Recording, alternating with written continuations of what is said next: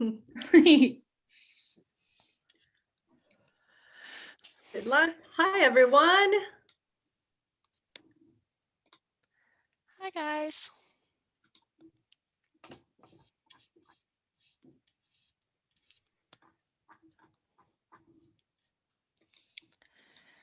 Should we wait a couple more minutes for some folks to trickle in? Or actually, folks are trickling in quite fast. Yay. Yeah, it's cool to see it like fill up because they're in the waiting room. I always wait like a few minutes because I am always late to everything I've ever attended in my life.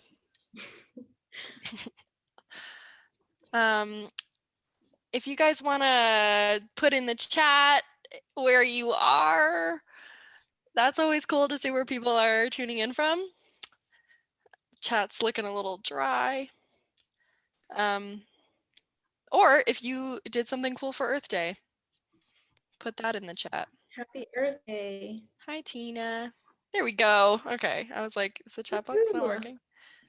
A couple of folks from Arvada, Westminster, Longmont, Denver. Yay, Denver represent.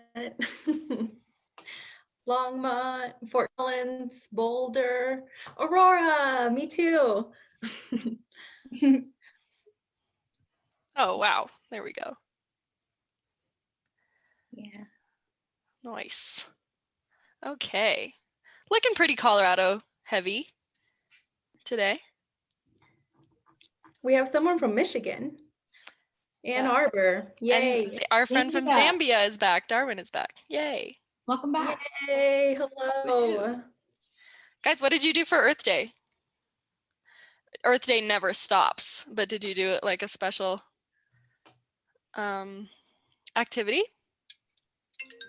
My mom is calling at an awesome time.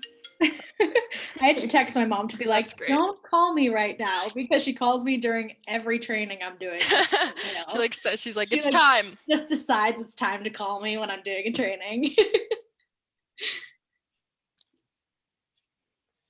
All right. Are we about ready? It's been 5 minutes or so. Top fabulous children. Last time we're at like half of what we had last time, and I'm assuming that everyone is going to come back for this one. Let's like wait just a few more minutes. Okay, for Earth Day things, Tina taught fabulous children. Excellent. Children are our future. Randy met with the United Methodist Bishop for our conference, and she's going to appoint a climate justice task force. Yes. Great. Attended a talk by Joanna Macy. A walk, a meeting. Compost. Love to see it. Yelled at Domino's for greenwashing. Nice. Classic. We've all been there, Brittany. Yeah, Brittany, I just saw your email.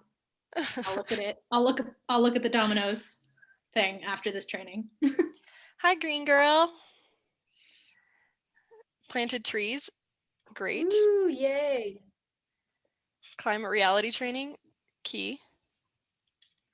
All good stuff, guys. What a day. What a day. One thing I'm going to mention is when you are in the chat in a webinar style meeting, the automatic option is to send it to all panelists, but there's a drop-down box you can change it so it goes to all panelists and attendees. When it goes to all panelists, it just goes to Rosie, Jasmine, and myself. But when you do all panelists and attendees, then everyone else can see it as well.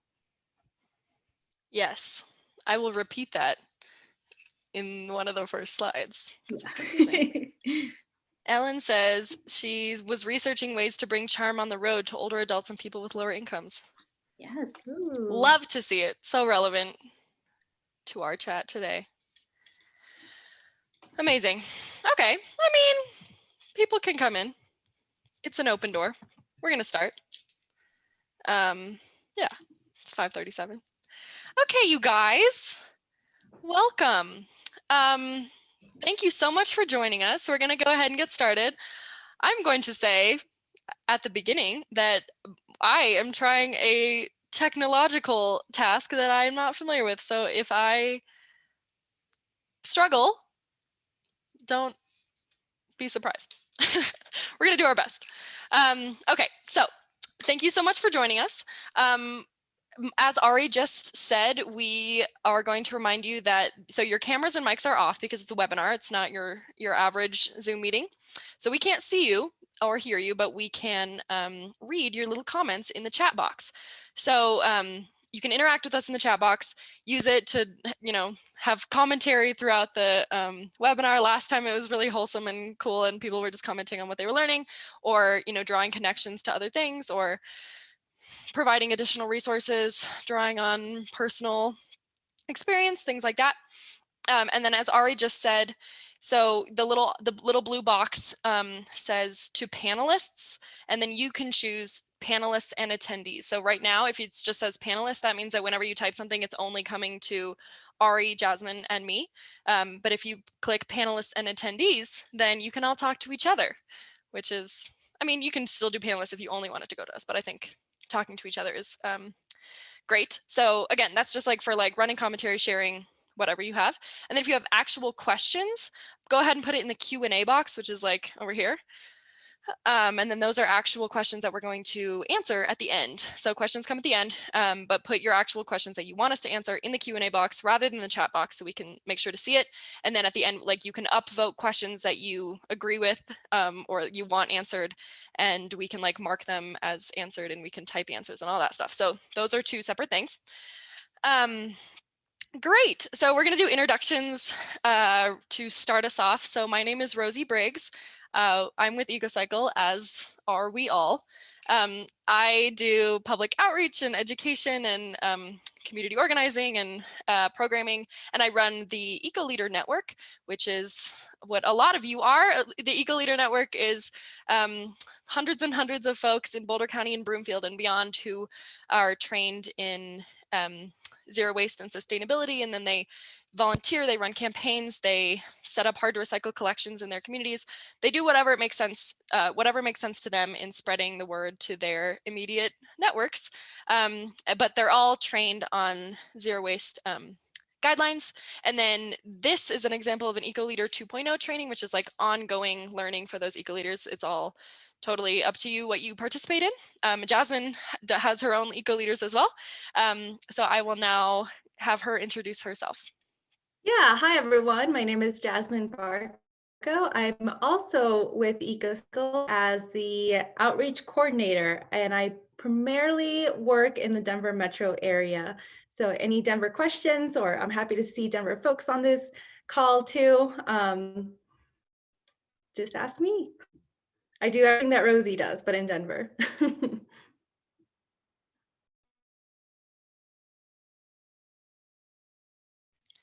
And then Ari, do you want to introduce yourself? Sure. Hey y'all, I'm Ari. I'm the Outreach and Engagement Specialist at EcoCycle, and I'm mostly here for just behind the scenes support. So if you have a question, you can message me directly if you need it, like any technical stuff, and then I'll also be helping with the Q&A. Yay, wow, I just muted myself. Great, all right, now we're ready to go. Let's do it. So we're going to start with a land acknowledgement. So we'd like to acknowledge that EcoCycle sits upon land within the territories of the Ute, Cheyenne, and Arapaho peoples. Further, we acknowledge that 48 contemporary tribal nations are historically tied to the lands that make up the state of Colorado. And I'm going to send out just the beefiest email to all of you after this, and it's going to include information on land acknowledgements, how you can do them, why they matter, how to do them, all that stuff. So we're going to start with our agenda, so you know what you're getting into tonight. So we hope that you have watched the first session. That was kind of the required viewing if you didn't come to the first session of this webinar. This is our first two-part training. Usually there's just like a one-off. So most of you attended, but all of you should have received the recording if you missed it or you wanted to rewatch it. So that session focused on laying the groundwork for our understanding of environmental justice in general and how environmental issues and social justice issues are caused by the same systems. So now we're going to kind of zoom in and talk specifically about zero waste and natural resources, since that is EcoCycle's kind of niche in the environmental world. We'll begin by talking about the systems surrounding our materials. and our waste and our resources, so that we can then understand how those systems affect people on the planet, and how we can dismantle them. And then we'll look upstream, so that's just before our products get to us, and then go through each different material that we see in the recycling guidelines and our products, and their effect on people. And then we'll look at the social, environmental, justice impacts of fast fashion, which Jasmine's going to do. And then we'll go downstream, looking at what happens to our stuff when we throw it away and who it affects when we put it in a bin. And then we'll finish with calls to action and solutions and takeaways and all that stuff. Let's roll. Okay, so in part one, Parker talked a lot about the systems oppressing Black, Indigenous, people of color. So now we're going to start part two by talking about the systems creating waste and natural resource problems. So they're the same systems, spoiler alert. So we need to understand that both problems are systemic, and we can't solve either problem without working on both, and without working on both systemically. So like we talked about last session with Parker, environmental and social problems aren't happening just because we're all running around making our own individual decisions and acting of our own accord. It's because we exist in these larger systems which are creating those problems, and we need to take a systemic approach to solving them. So let's talk about the systems that are filling our oceans with plastics and using up our natural resources, so we can understand how to dismantle them, and build systems that actually serve all of us. Okay, so I'm going to start with a brief history of big oil, stemming all the way back to 1870 with Standard Oil Company, created by John Rockefeller and Henry Flagler. They were the biggest oil producer of the time. They were all into all of the oil transportation routes, oil refining, and even marketing of oil. They quickly became a monopoly through various acquisitions, used aggressive pricing to put competitors out of business, and even threatened other businesses that if you don't join us, you're ruined. In 1911, the Supreme Court ruled Standard Oil was an illegal monopoly and divided the company into 34 smaller companies. Among the biggest companies were Exxon and Mobil, which later merged to ExxonMobil, and Chevron.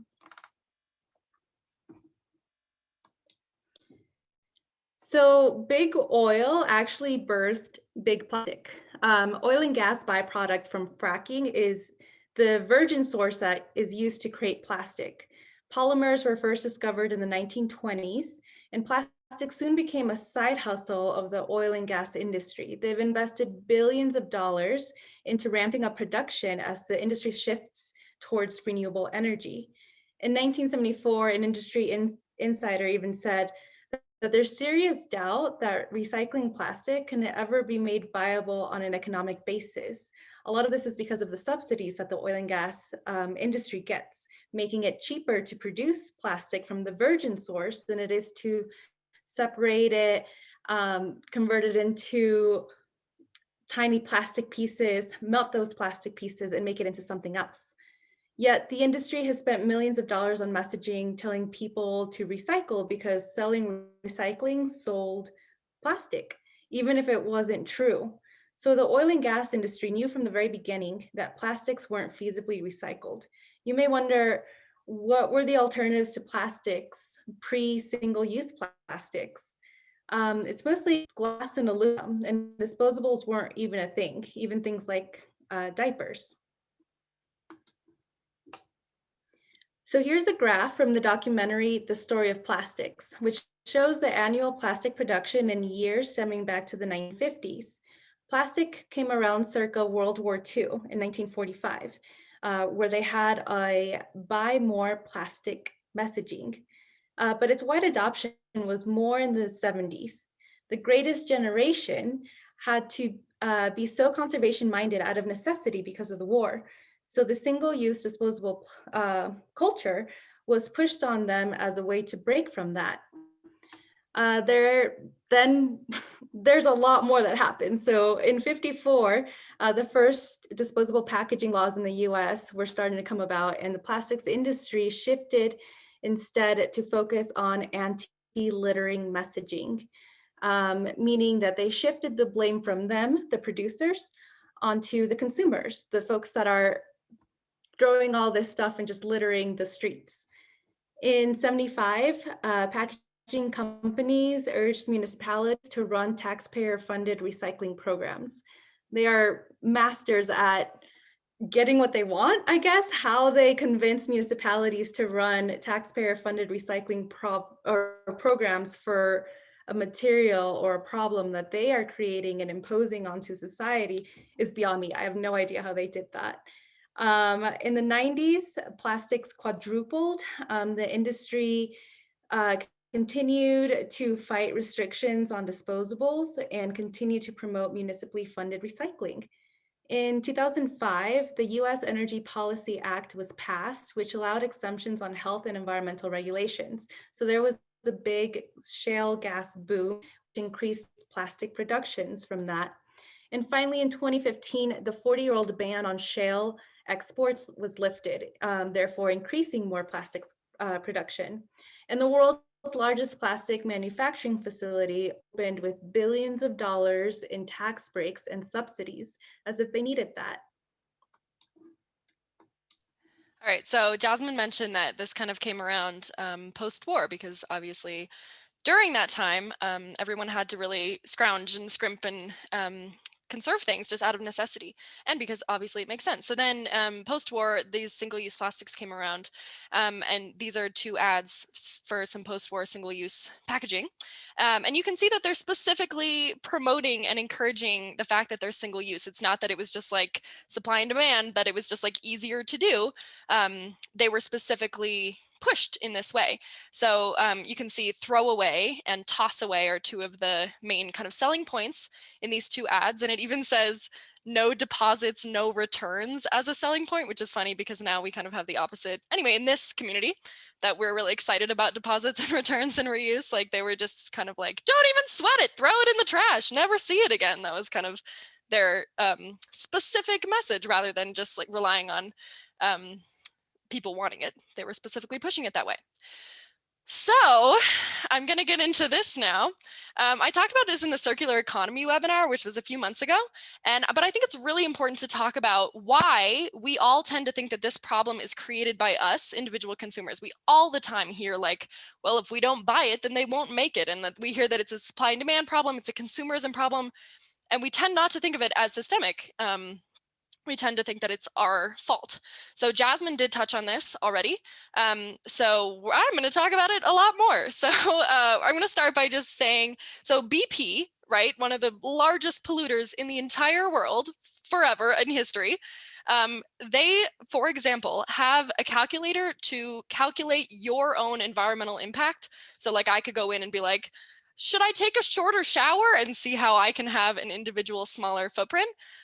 BP is telling me to do that.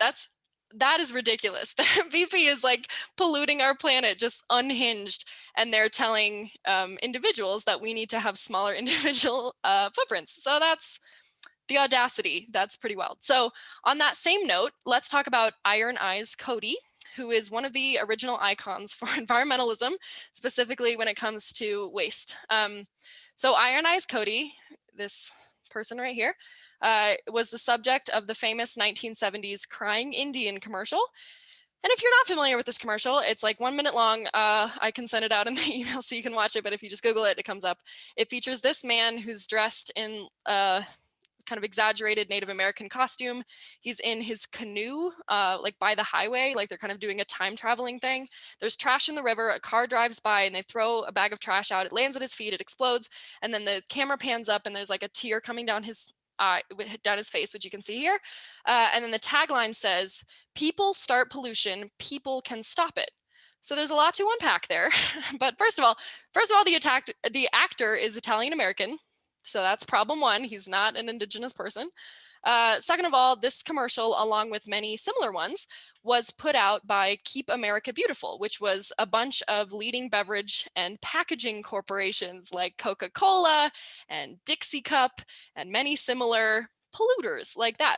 So these are all the brands whose trash you actually see floating around in this river, in the commercial and in life. So Keep America Beautiful's original mascot back in the 50s and 60s, like when Jasmine was talking about kind of when their first anti-littering campaign started. So their original mascot was named Spotless Susie, and she was like this little white girl in a clean white dress, and she would just kind of chastise people about littering. But then the 70s came around, and the environmental movement came around, and it quickly became pretty radical. So protests and demonstrations at this time were specifically calling out single-use containers, just like those ones created by Dixie Cup and Coca-Cola. So those corporations pivoted to kind of adapt the same radical energy from those protests, but using it to deflect the responsibility away from themselves. So Spotless Susie wasn't cutting it anymore. They needed something, with kind of a more radical tone, but they were still using it in a very manipulative way to deflect it off themselves, and put guilt on these individuals who were part of the environmental movement, who obviously really cared and wanted to fix the environment. So the tagline itself, "People start pollution, people can stop it," it's pretty self-explanatory as a deflection. These huge packaging corporations who were and are filling our oceans and environment with trash spend money telling consumers that they are the ones who created the problem, so they're responsible for fixing it. Ridiculous. So furthermore, using an indigenous character to deflect the blame away from themselves after all the harm those corporations have and continue to do to the indigenous communities is just especially audacious. That's just a perfect example of corporate exploitation.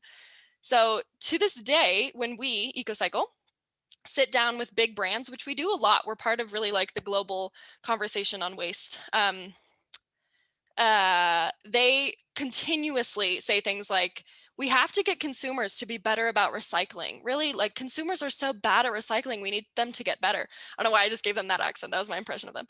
But we always reply to that, no, consumers are not causing this problem. You, the corporations, are causing this problem, and you are responsible for fixing it. So all that said, this is my spiel, like, as of the last 2 years, but I always try to convey to people that while it is not your fault that our ocean is full of plastic, your individual actions can make a positive difference. So if you bring your reusable mug every morning to get coffee rather than using a single-use cup, that does make a difference, both in the actual tangible waste that you are creating if you go every single day, and in voting with your dollar and rejecting that cup. But that said, if you forget your cup, you are not responsible for the waste crisis. It was not caused by individuals accidentally forgetting their mugs. It was caused by these systems that we just are starting to lay out, which we have to dismantle as we do our best as individuals. Okay.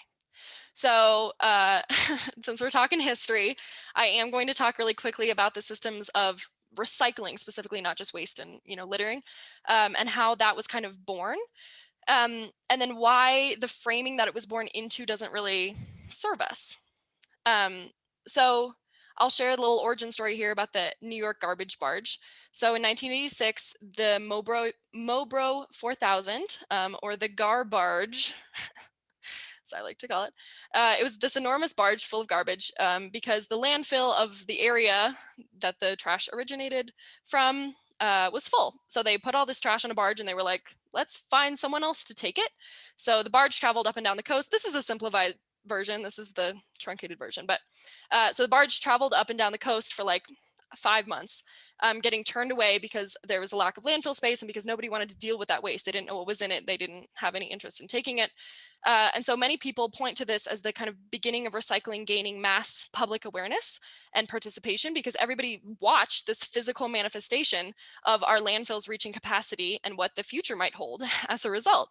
So it's just trash wandering around with no destination. And it's a good example of how we're really used to making our waste someone else's problem. We're really used to seeing it go away. And in this case, it didn't go away. So it caused us to freak out a little bit and start to engage in a solution. So therefore, the public narrative for recycling has really always been trash centric and landfill centric. And that incident is what got us working on kind of the wrong problem from the beginning. We were focusing on downstream and building our systems around the question of how do we make this go away? When in fact, recycling is all about upstream and preventing natural resources from being needlessly mined and refined and wasted. But because of this kind of framing, and of course the framing that we just mentioned with Keep America Beautiful, our approach has always kind of been like, we have all this waste already, so how do we make it go away, rather than how can we prevent this waste in the first place, and or we have all these valuable materials, so how can we conserve, protect, and redistribute them fairly? Definitely. And with the shift to renewable energy, big oil is really banking on plastics, investing billions of dollars to realize their dream of quadrupling plastic production in the next 30 years.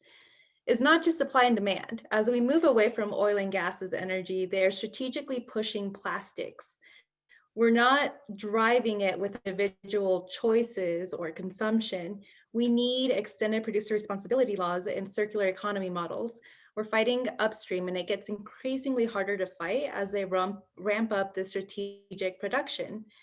We need individual infrastructural solutions to fight this intentional influx of material. I did just mention extended producer responsibility, and I want to say that you can learn more on EcoCycle's YouTube page. We have a 2-hour 2.0 training on what extended producer responsibility is. But just in a nutshell, EPR is when manufacturers are responsible for the end of the life of their products. This includes paying for collection and recycling of their materials. What's exciting now is that the discussion is shifting away from why EPR to how. And the good news is that Colorado already has EPR legislation on paint, and that is through Paint Care. They collect and recycle the paint via local recyclers, and it's funded by a fee on paint upon purchase.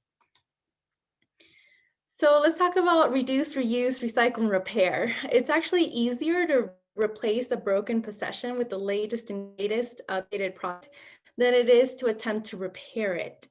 This is called planned obsolescence, and it creates a system in which even if we're all trying our best to reduce, reuse, repair, we literally have to go along with the wasteful systems so that corporations can make more profit and we're not served at all.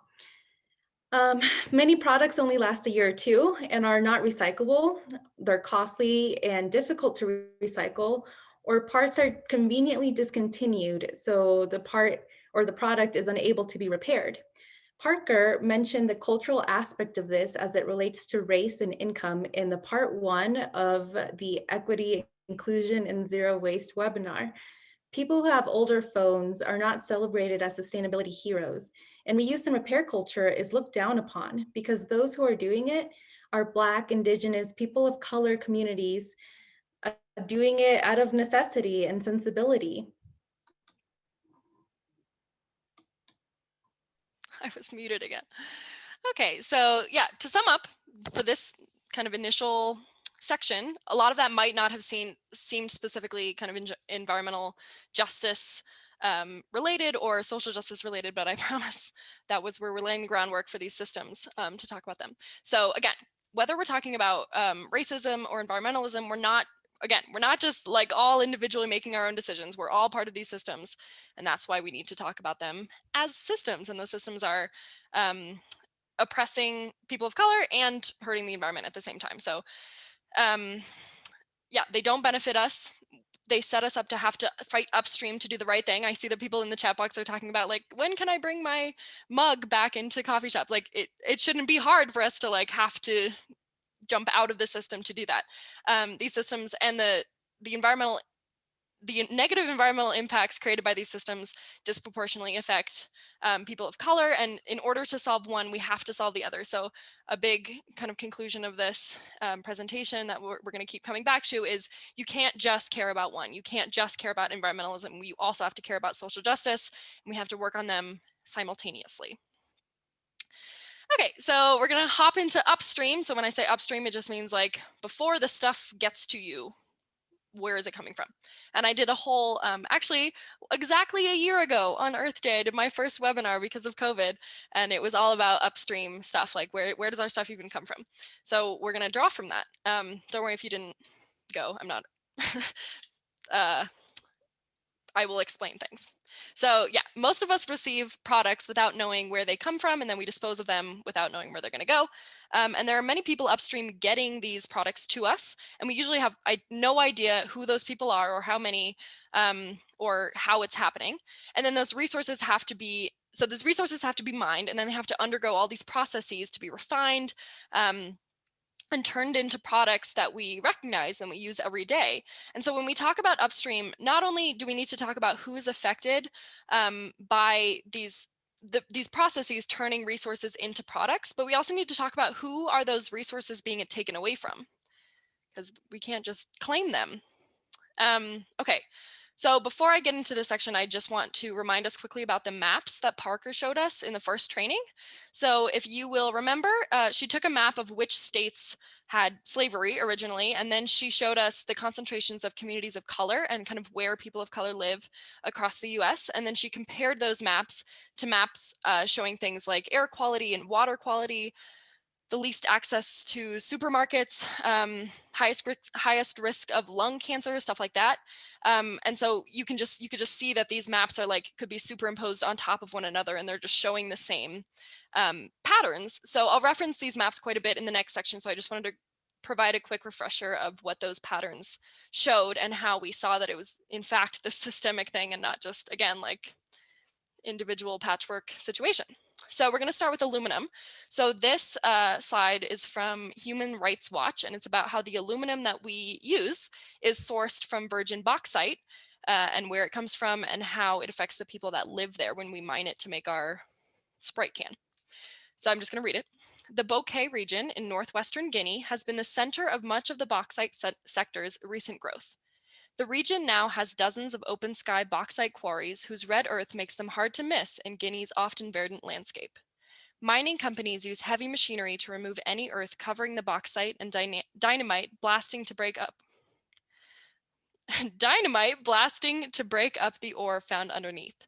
A network of mining roads and railways used to transport bauxite to ports crisscross once isolated rural communities. Industrial ports where bauxite is loaded onto barges or ships for export are juxtaposed with the mangroves, paddy fields, and local fishing ports that formed the backbone of riverside communities' livelihoods. Mining companies take advantage of the ambiguous protection for rural land rights in Guinean law to expropriate ancestral farmlands without adequate compensation or for financial payments that cannot replace the benefits communities derived from land. Damage to water sources that residents attribute to mining, as well as increased demand due to population migration to mining sites, reduces communities' access to water for drinking, washing, and cooking. Women who are primarily responsible for fetching water are forced to walk longer distances or wait for long periods to obtain water from alternative sources. The dust produced by bauxite mining and transport smothers fields and enters homes, leaving families and health workers worried that reduced air quality threatens their health and the environment.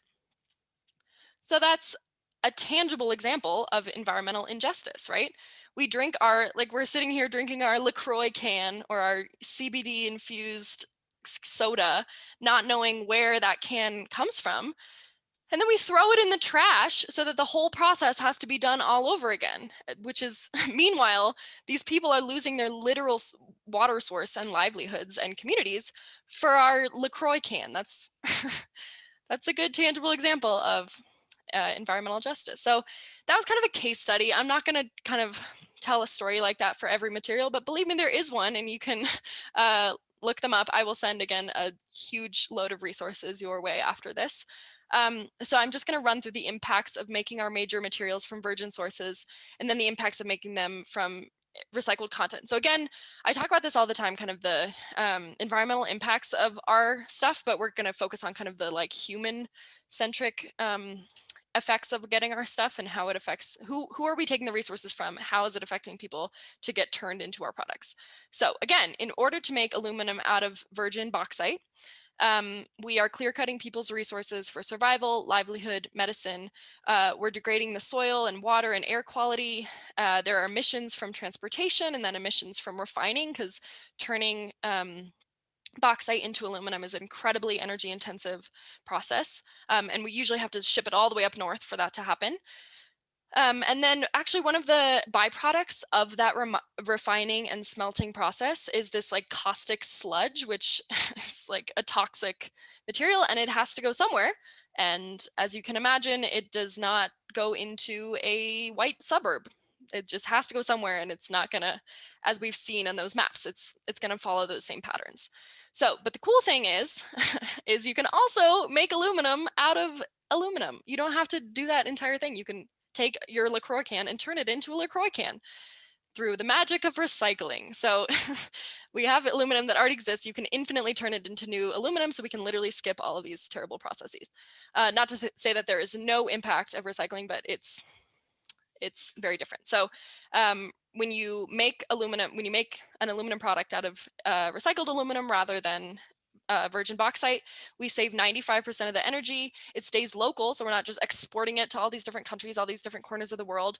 It's a transparent process. It's infinitely recyclable. There's no need to source new bauxite, as I said. And then recycling 1 ton saves 14,000 kilowatt hours of energy, 40 barrels of oil, 10 cubic yards of landfill waste, space. So recycling is a social justice solution. So it's not the solution by any means, but it does certainly help, because when we make our new products out of our old products, we don't have to take new natural resources from anybody else. Okay, so then glass. We make glass out of silica sand. And again, somebody has to work in those mines in order to get that glass to you. So they're all, I mean, picture what sand looks like, picture what glass looks like.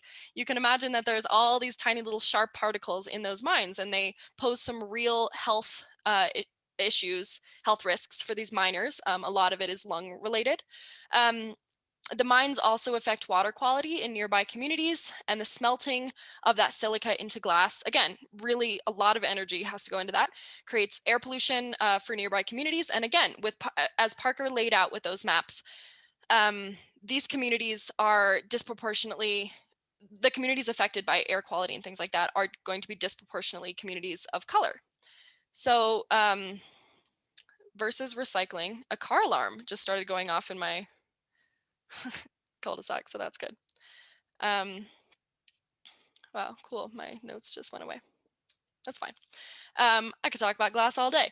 So versus recycled glass. So we save 74% of the energy when we make glass out of recycled glass rather than virgin silica sand. We reduce that air pollution by 20% and the related water pollution by 50%. It's also infinitely recyclable, which is great. Again, we don't have to get new stuff. We can just make it out of existing stuff. And then the cool thing about glass, specifically in Colorado, this may be different depending on where you live, but specifically in Colorado, we're really proud of our glass recycling situation. We have a closed loop on glass, which means the whole process is local. So when you recycle your glass, it comes to the MRF, which is a materials recovery facility, like the Boulder County Recycling Center that EcoCycle operates. And then we sort it out from the other materials. We send it to Momentum glass recyclers, who are just over in Broomfield, and they sort it by color, and they take out contaminants like little shreds of paper, stuff like that. And then it gets bottled. So often it goes to Rocky Mountain Bottling, which is right nearby. Sometimes it goes to Owens, Illinois, which is just in Windsor. So, and then it can be back on the shelves as a new thing, like staying local just in a handful of weeks. So that kind of keeping things local and transparent is kind of the key to making sure we're not exploiting huge communities. Okay, and then paper. I think we all know that paper comes from trees. But the interesting story about paper, specifically in this conversation of social justice and environmental justice, is that we actually only started making paper really because as a mechanism for colonization, which is certainly a social justice issue. Colonization is a big thing to talk about when we're unpacking these things.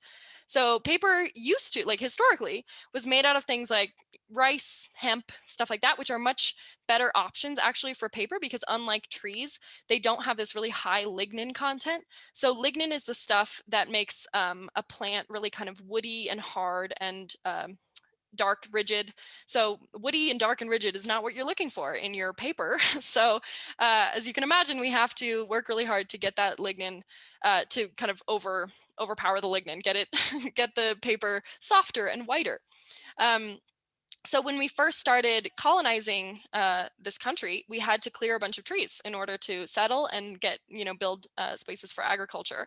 So we started cutting down trees and then making paper out of those trees, even though that doesn't make sense. Again, trees are not good for paper. So these systems are perpetuated. Like there's no reason for us to do that anymore, but those systems are perpetuated largely because of subsidies, which Jasmine talked about in the beginning for oil and gas. So we have subsidies to continue to make our paper out of virgin trees, to continue to log and then send those trees to the paper mill. And so our economies are based on these subsidies when the systems make no sense, especially now. And we created this false economy to perpetuate those systems that never really served us or most people. So our paper comes from all over, but we continue to make it out of trees. And when we're doing that, we're taking away, again, resources from others, as is the theme of this section. So, for example, a lot of junk mail is actually made of made from old growth trees in Canada. And there's many indigenous populations in that area. So we're forcing these people off of their land just to make an ad that we literally throw away. You don't even look at it. That's the stupidest thing I can think of. Ridiculous. So like other materials, we're also, along with that, we're degrading water quality and air quality and soil quality when we do that. And the other thing about making paper is that, again, because it's hard to make good paper out of trees, we have to just bleach the crap out of it because the wood has all that lignin and we want to make it into, flexible white paper. So the byproduct of that bleaching process is dioxins, which is it's a highly toxic chemical compound, and it's a human carcinogen. So dioxins at this point have been found virtually everywhere. So like in human breast milk, they did a whole study on that. They also did a study on polar bears, and they found a bunch of dioxins in polar bears. Like polar bears are not near the paper making process, but it's essentially infiltrated the water cycle. So we're all just consuming it, which is not good. So even though, like I say, everywhere, and like the water cycle is everywhere, the water cycle doesn't discriminate. But again, it still disproportionately affects BIPOC communities because access to filtration systems is a privilege. That's not, it does discriminate. And then concentrations are higher where, again, water quality is worse. And again, with those maps, we saw that that happens disproportionately in BIPOC communities. So when we recycle over here, paper can be recycled 5 to 7 times. Every time you recycle it, the fibers get kind of shorter, the thing gets less and less durable, and then hopefully you can compost whatever it was at the end of its life, like a paper towel, paper napkin, tissue, stuff like that. But when we do make a new paper product out of an old paper product, we don't have to cut down new trees, but also we don't have to create all these dioxins because we don't have to do that same really heavyweight bleaching process anymore because it's like already paper. We'd already got rid of the lignin. So one ton of recycled paper versus virgin wood saves 60 tons of air pollutants, 7,000 gallons of water, and 4,000 to 6,000 kilowatt hours of energy, depending on what grade of paper we're talking. Okay. So plastic is the last one that we're going to talk about. And plastic is really just in a category of its own whenever we talk about all of these different materials for many, many reasons. So again, plastic is made from oil and gas, which surprisingly not that many people really think about, again, because we're in this little consumer bubble where we don't think about where our stuff comes from. So like I wouldn't expect you to think, to like know about bauxite into aluminum necessarily, but it is funny how a lot of us have like hard opinions on like fracking, but not necessarily connecting that to plastic, even though it's the exact same process, it's just a different product, like Jasmine said. So fracking disproportionately affects, you guessed it, communities of color. And when we look back at, so one of the big things that Parker talked about that all of us were really like engaged with, I remember in the chat, was Maslow's hierarchy of needs. And so remember that whole thing was about how if you're just surviving, you're not going to have the capacity to move up the pyramid to self-actualization and do things like, being political or volunteering, stuff like that. So when we talk about fracking, and I mean, all of these things, like we said, like the mining, when we talked about the people in the Bokeh region in Guinea. If you are at the bottom of Maslow's hierarchy of needs, if you're at the bottom of the pyramid and you're just fighting to see another day and feed your family, you're not going to be able to fight what's happening in your backyard. You're not going to be able to be a NIMBY. So NIMBY is not in my backyard. It's a thing that we use all the time in the environmental world. And being a NIMBY is kind of a privilege. You have to be able to be at the top of that pyramid in order to know what's going on and know how to fight that process, in order to have that political clout and access to information and time to organize. So, if you're at the bottom of the pyramid, you're not going to be able to attend a city council meeting or do outreach or talk to your neighbors, or even maybe get the information that you would need to know what's happening, to know what, fracking right next to your house would even mean. And then, so obviously pipelines are also very often built on indigenous territory. We see this literally countless times. Keystone and Denver, and Dakota Access Pipeline, for example, were two recent ones. Plastics are burned and they fill up landfills near neighborhoods of color. Ocean plastics affect global communities, coastal communities and global communities, but most often in the global south. We also take away water access to make plastic bottled water. Someone said they would love for me to take a breath. Yes, I agree. I always get this feedback that I talk too fast, and I agree. I'm passionate about it. I'm going to take a breath. I could yell at you about plastics for literal hours, and I do every day. That's all I do is yell about plastics. Okay, so water access. Now I'm smiling, even though this is not a funny, this is not a joyful topic. So bottled water specifically really gets me angry. So these multinational companies are tapping public water supplies that no one should be able to own these. And then so these freshwater aquifers that just took actual thousands of years to form, and they once supported local agriculture and inhabitants, are now being tapped by these huge corporations for their water bottling plants. So now citizens everywhere are being denied access to their wells, and they watch helplessly as the aquifers are being privatized and then drained faster than they're being replenished because corporations outbid them for their water rights. And then again, like paper, drilling new oil and gas to make, so yeah, I talked about how in paper, the example of paper, we have this subsidy that's making this, it's creating this kind of false economy where the corporations, the industries are financially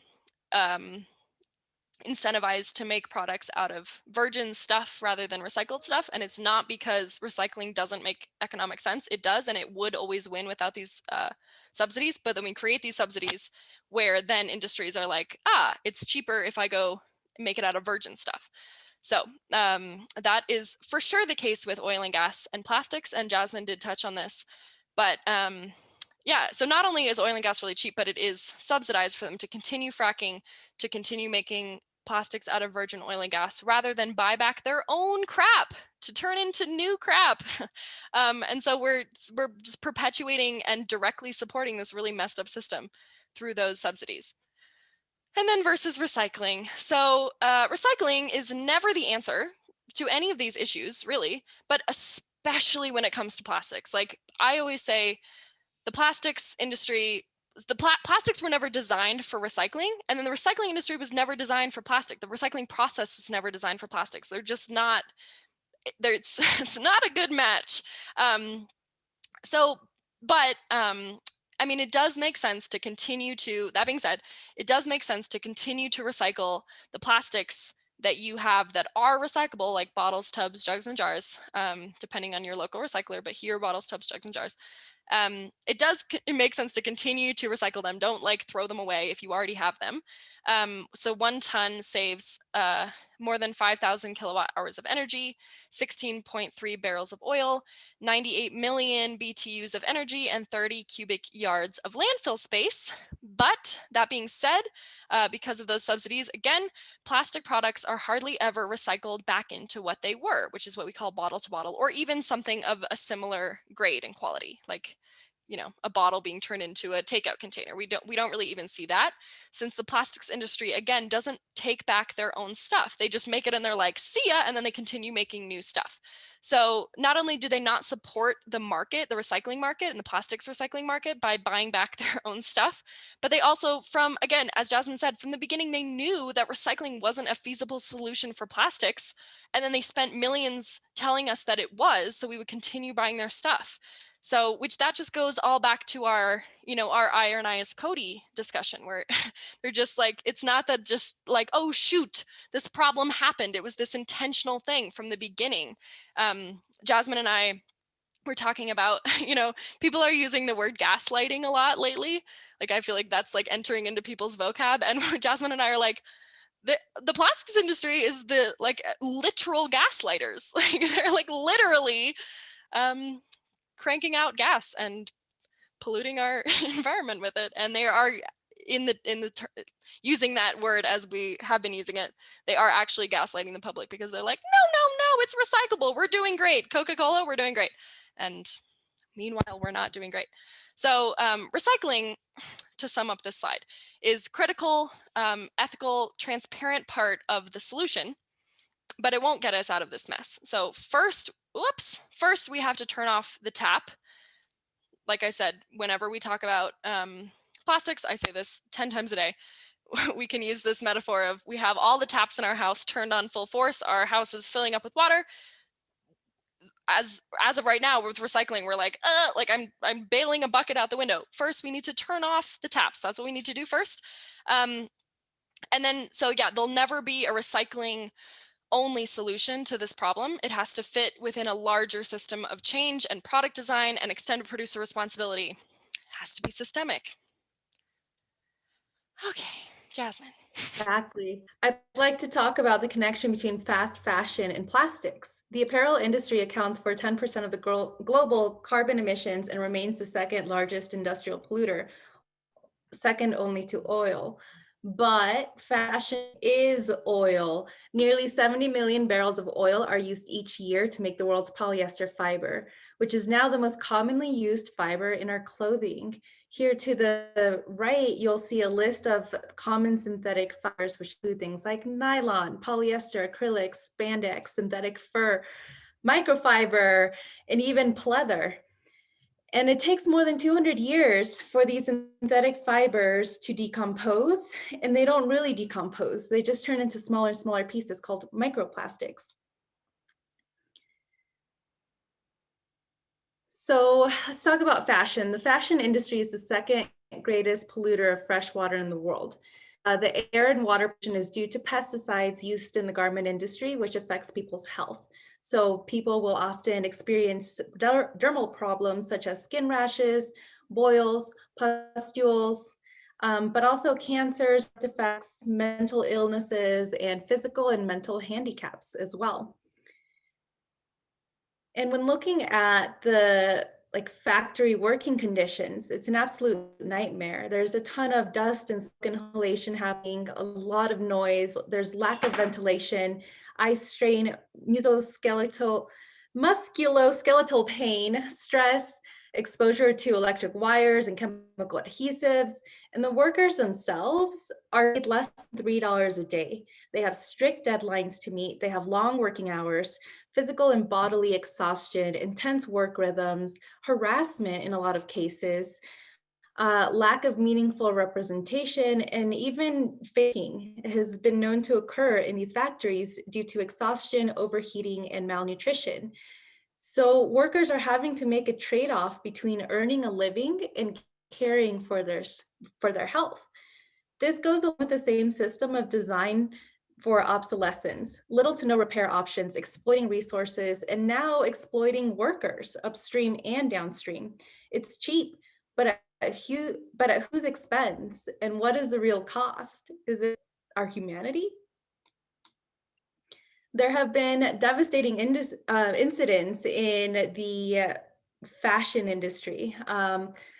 In 2012, there was a factory fire in Bangladesh that left 125 dead and 150 injured, caused by faulty electrical wiring and locked fire escape doors. And in 2013, the collapse of Rana Plaza happened, leaving over 1,000 dead and over 2,000 injured. This was caused by a crack in the building. And so they saw that and evacuated folks. However, they were told to return the next day, and that's when the collapse happened. Most of the dead were women because the fashion industry employs 80% women. Nobel Peace Prize winner Muhammad Yunus said, "The crack in Rana Plaza that caused the collapse of the building has only shown us that if we don't face up to the cracks in our state systems, we as a nation will get lost in the debris of the collapse." So who benefits? The industry itself, which relies on outsourcing and subcontracting and offloads the social costs and risks of garment production onto already vulnerable communities. The future well-being of garment workers around the world really relies on industries accepting its responsibility to these people and understanding that the responsibility extends well beyond the structural safety of the buildings that they work in. Other solutions include paying fair wages to garment workers and extending corporate social responsibility with the expectation that companies will disclose their social impact and not greenwash, because there has been a lot of greenwashing in the fast fashion industry as well, and gaslighting. Okay. For some reason, the plaza collapse, Jasmine, how many people did you say died? I guess I could just go It back. was over 1,000. I think it was like closer to 1,200. I mean, the thing that stuck with me there is that that's like the same number of people that died in the Titanic, and we didn't even hear about it. Like I didn't hear about the collapse and how many people died when it happened, but like we all talk about the Titanic all the time because it was white people. Like I don't know if that's exactly why, but like it's crazy. That's so many people. Guys, I'm really trying to slow down, so like getting hot. Donna in the chat said, "What do you mean by greenwashing?" That's a good opportunity for us to explain greenwashing. If you're not familiar, we have all these all this jargon that we throw around in the environmental world that people don't necessarily know. Greenwashing refers to when a company or corporation acts like they try to convince you that they're being environmental when they're not.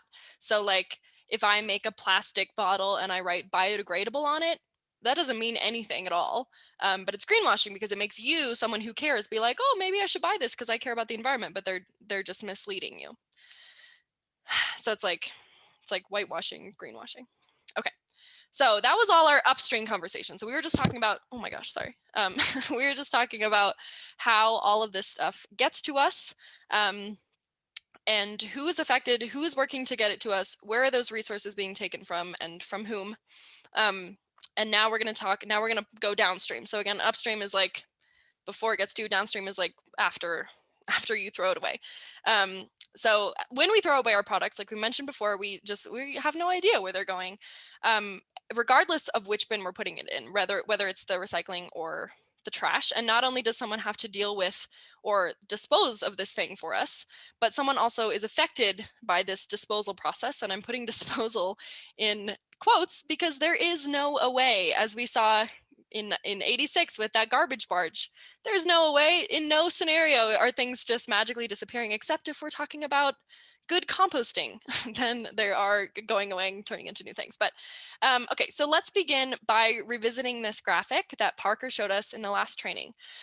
There's a lot to look at. And again, all of these things, like all of the things that we're referencing, I will send out. I already have a big document that is like all of the stuff that all the studies that Jasmine and I referenced, along with going further, all of our kind of like sources cited, things like that, as well as this graphic. So people of color are disproportionately affected by the effects of our consumption, but they are not the ones with the biggest consumption footprint.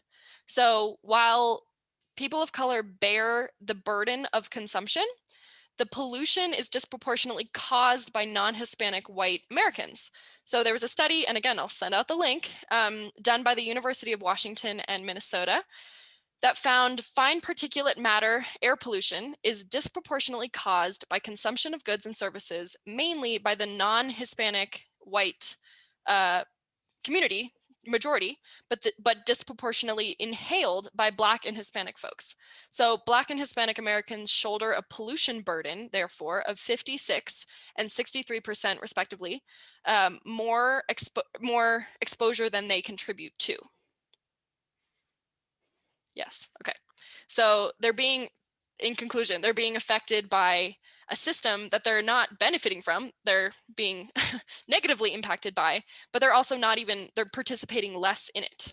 So it's not only that, that white folks are disproportionately avoiding those negative effects, it's that white folks are disproportionately creating those negative effects.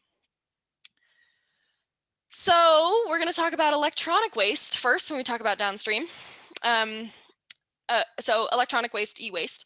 So first of all, kind of the first social justice equity part of this that I want to address is that it's costly to recycle responsibly. Electronic waste is not free in most places to recycle in a way that is real. So that's a social equity and access issue. So at the EcoCycle CHARM, so EcoCycle in partnership with the City of Boulder runs CHARM, which stands for Center for Hard to Recycle Materials, and it's a really cool facility, and we take all types of things. And we have a really cool model for electronic waste in which we partner with this amazing organization called Blue Star, which specifically employs folks with autism and other disabilities. And then we are also e-Steward certified, which is the highest kind of environmental stewardship certification that you can have. And all of the parts stay in the country except like there's one screen that goes to Spain to become tiles, is what I was told last time I talked to them. And so EcoCycle pays for this to happen. City of Boulder pays for this to happen. But then there's still this third piece where the consumer, the recycler, the individual has to still pay to recycle that item. But it's because the producers are missing from that equation. The producer should really foot the whole bill, like not just part of it. They should at least take part of it, but they should really pay for all of it. But they don't pay for any of it, really, in most cases. So we're currently working, as Ellen actually said this, she said that this was one of the things that she did for Earth Day today, was that she was working on a new program. Ellen is our eco leader who works also with the City of Boulder, so that low-income communities and seniors can recycle their e-waste for free and have access to that.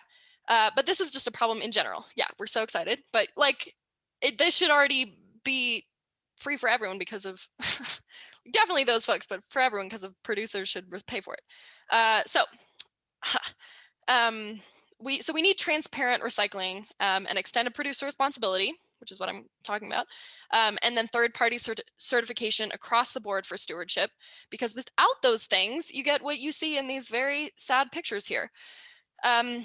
Electronics really often get exported to developing countries, specifically in Asia, and just decimating communities there. So it's a crisis not only of quantity, because as Jasmine was talking about when she had the little picture of the iPhones, like they're designed so that we're just like, done with that one, give me another one. So we have this crazy trajectory of just like quantity of electronics. We're just like continuously like and then throwing them somewhere.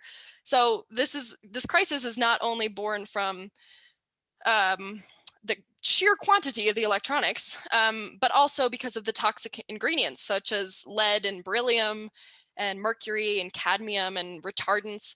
And all of these pose an occupational and environmental health threat for the destination. So rather than facing the problem, the United States and other rich economies that use most of the world's electronic products and generate most of the e-waste have made use of this convenient little escape valve, exporting the e-waste crisis to the developing areas of Asia. So the open burning and acid baths and toxic dumping pour pollution into the land and air and water and exposes the men, and most often actually women and children of Asia's poorer peoples to, they're just getting poisoned. So the health and economic costs of this trade are vast, and due to export are not borne by the Western consumers nor the waste brokers who benefit from the trade. So we love to just throw our stuff away and not worry about it, or not worry about who is affected by that consumption. Okay, so now microplastics. I mean, e-waste, actually, I was going to add this. E-waste there's so much to say. Like, I was just skimming the surface, and I will send you this whole thing. It's called Exporting Harm. It's a documentary, but also it's like this very long study and kind of story. But that could be its own 2-hour training in itself, and it will be. I think that's the next one we're going to do, so stay tuned. Microplastics is also one that we could talk about for 2+ hours, and this is also a past Eco Leader 2.0 that we talked about it for 2 hours. We might repeat this one webinar style because it was really interesting and depressing. Okay, but very briefly to talk about kind of the social impacts of microplastics. So microplastics are, if you're not familiar, they are exactly what they sound like. So they're just microscopic pieces that plastics break down into. So like when I was talking about the greenwashing of that plastic bottle where it says biodegradable, like anything is biodegradable in that it will start to fall apart if you put it outside or leave it lying around or bury it in the ground. So plastic specifically will just start to kind of dissolve, like not dissolve, just break down into smaller and smaller pieces. And then that's even worse than if we have a chunk, arguably, because those microplastics then infiltrate the soil and the water and even the air and our bodies. So we can't then control where they go, and we really can't we can't get them out again because they're just like everywhere. So similar to when I was talking about how dioxins from the paper process are essentially just have infiltrated the water system at this point, the water cycle, same with microplastics. They've found microplastics in places where plastic has never been. So it's not like someone littered it and then it turned into microplastics. Like they're finding microplastics in corners of like the Arctic where people don't even go, but the microplastics have like dissolved into water, which then, gets up to the Arctic because of the water cycle. So yeah, it's also been found in virtually all of our bodies, animals, fish, again, breast milk, it's everywhere. So similar to the dioxin conversation though, so the water cycle doesn't discriminate, but again, the filtration systems do, and that's why it's disproportionate. So vulnerable communities, so there's a lot of communities that also specifically indigenous communities that really rely on wild seafood for their diet and for their culture as well. So if you're consuming all this wild seafood and not necessarily using plastic products, you are going to consume a disproportionate concentration of microplastics, which is not good for your health. So they face greater risks to their health and livelihoods from this marine litter and microplastics. So yeah, it can be 1 million times more concentrated with chemicals compared to the contaminated surrounding water. So this is just the same as e-waste. Like we're just the people who we're just exporting it. Like there's just the Pacific garbage patch. We're just like creating all this plastic and throwing it somewhere else, and then other people literally eat it. I'll quickly talk about Superfund sites. So the EPA defines it as a contaminated site where hazardous waste was dumped, left out in the open, or was otherwise improperly managed. These sites include manufacturing facilities, processing plants, landfills, and mining sites. And you'll see orange squares on the map. Those are our Superfund sites. I'd like to talk about the Vasquez Boulevard I-70 Superfund site. Rosie, next. Thanks. So this Superfund site is in North Denver. It's on the national priorities list of Superfund sites. Smelters that previously operated in the area a century ago left a legacy of heavy metal contamination in the soil and groundwater. So 4,500 residential yards in North Denver have acceptable levels of lead and or arsenic. Among these affected neighborhoods are Cole, Clayton, Elyria, Swansea, parts of Globeville, and a small section of Curtis Park and Five Points. So keeping Parker's map in mind, the map to the right shows the percent of people living below the poverty line in the neighborhoods affected. This map shows the median household income, and you can see the area ranges from like 35,000 to 57,000 a year.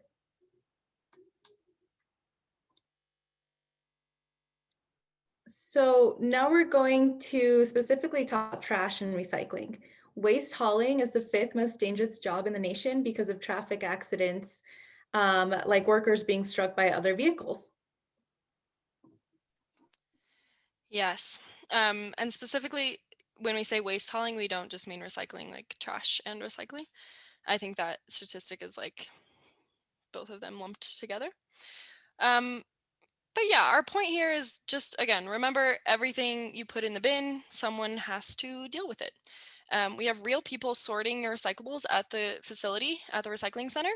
We give tours, and we can't right now because of COVID, but when we can, we will invite you to come. You can see people here, but like the conveyor belt moves fast, and these people are really good at doing what they're doing. They're grabbing stuff really quickly. But a lot of dangerous items come through. So if you put a syringe, for example, like imagine how scary that is. Also, things like lithium batteries can cause explosions, which is also terrifying. Yeah, diapers, tampons, all that kind of stuff comes through all the time. But also, like food is one of our biggest contaminants. And it causes mold, which gets our people sick. And then there's like rats and wasps. Plastic bags is our other number one contaminant, and it jams up all the machinery. And then and this is like universal for recycling centers. We have all these gears and wheels moving around, plastic bags, jam it up, and then someone has to literally climb into that machinery and try to cut all those plastic bags out. So what EcoCycle is trying to do to mitigate that, we definitely want to talk about that as well. So first of all, just for that like tangible danger posed to the workers, EcoCycle really does more outreach than your average recycler, more than most, to prevent all these things from entering the stream. So, this is an example of that. We do a lot of outreach and education and presentations, and we're always available for questions. We have people answering the phones and emails all the time. We have an app. And so part of this is because we invest in these local markets like we're talking about. EcoCycle's MO has always been that we need recycling to be transparent and local, like as much as possible. So we need, in order to invest in these local markets and sell materials to the highest grade possible, like get your stuff turned back into the highest quality thing it can be, we need to do a lot of outreach and education, but also we do that to protect our workers. And then I also wanted to talk about EcoCycle is one of the founding members of the Alliance for Mission-Based Recyclers. If you don't know, recycling, it's a very complex industry, more than you might think, but most recyclers are for-profit companies, like big companies, big corporations. Often they're associated with the landfill as well. And there's not that many nonprofit recyclers out there. And EcoCycle is one of them. We're one of the oldest and largest nonprofit recyclers in the country. And there's kind of four major ones. And so that makes up the Alliance for Mission-Based Recyclers.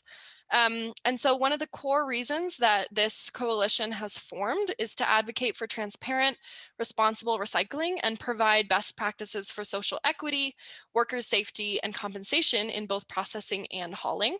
So we're working together to create a platform around that for our own processes, but also to create best practices for all, because all of the recyclers aren't looking at things like this necessarily. So we need to recognize that that's a significant need for this industry, and that's one of our fundamental platforms. Okay, and then this is a very quick, it's like a 3-minute video about recycling heroes in Colombia and how the recycling system or the waste system around you can be by and for you, by the people, for the people. And EcoCycle was a grassroots community-based effort. That's how we were born as recyclers. It's just community members driving a bus around the community. And this is a cool story about that happening in Colombia as well.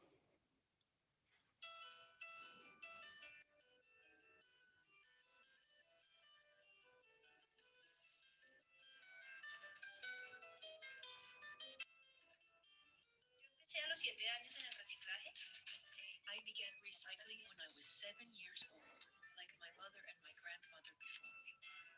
This work is our family tradition. For over 80 years, we recyclers have been an important part of the waste management solution in Colombia. But there was such contempt for recyclers that we were called disposables.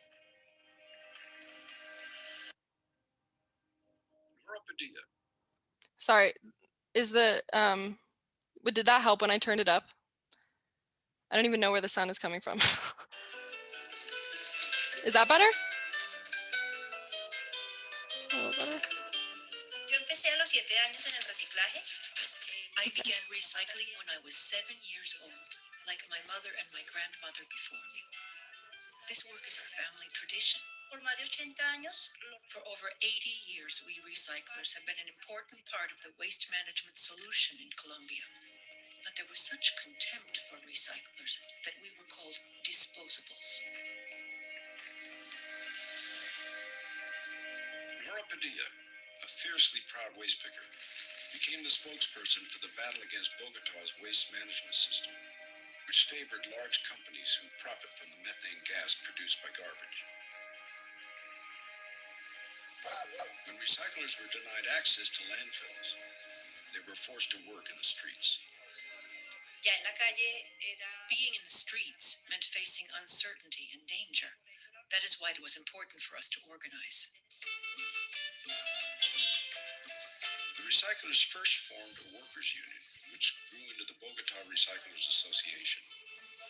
ARB represents some 3,000 grassroots recyclers under Nora's leadership. La gente decidió irse por... The people decided to vote for me because they saw me working alongside them for many years. ARB operates 2 recycling centers, with plans to open the largest facility run by informal recyclers in Latin America. El impacto principal que tiene nuestra... The main impact of our work is that millions of tons of recyclables are kept out of landfills, which will save millions of trees, liters of water, and barrels of petroleum. Nora and the ARB fought for the legal rights of recyclers. In a major victory, the courts mandated that recyclers could compete with private firms in bidding for waste management contracts. Cuando empezamos a incidir en... When we began the bidding process in Bogota, we had death threats. We were robbed, and they stole our computers. The recyclers have made many sacrifices, including some who have given their lives in the defense of this noble work.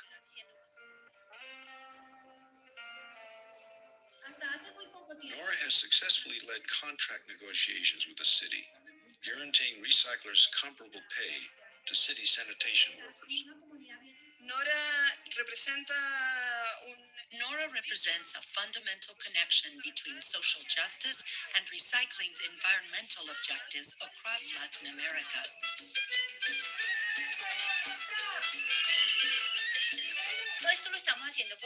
We are doing all of this to improve the recycler's standard of living.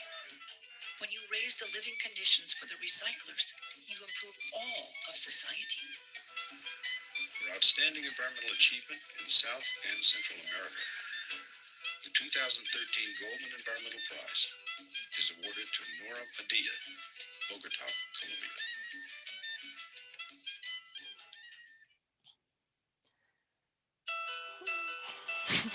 We're not going to watch it again. Okay.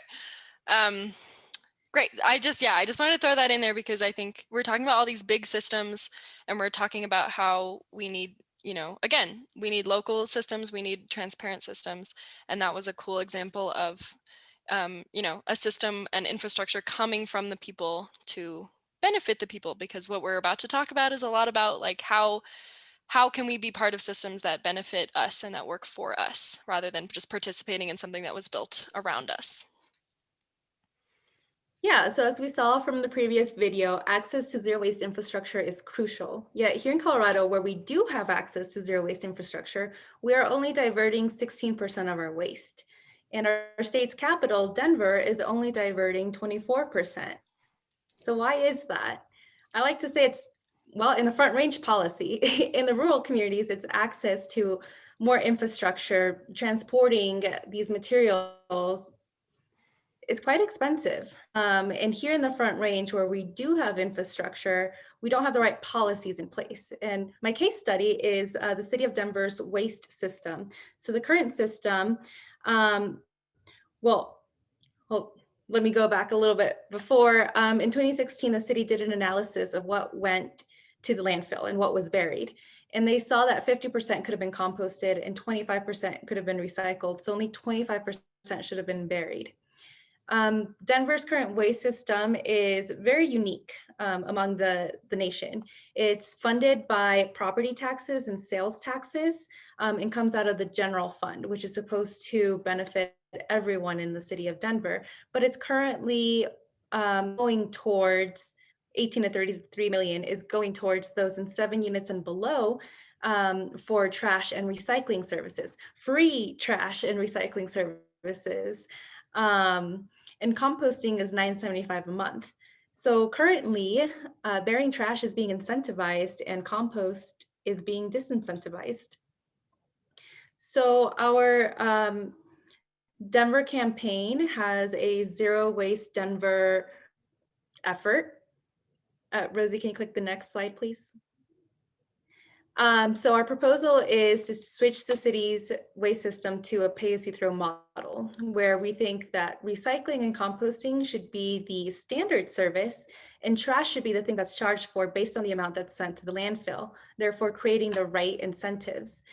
Switching the city's waste system would also free up millions of dollars from the general fund and create an enterprise fund for waste in Denver, which the hope is eventually it'll actually generate money so that they can invest in infrastructure projects like a new drop-off station in the city of Denver, which we currently have one, and that's the Cherry Creek recycling drop-off.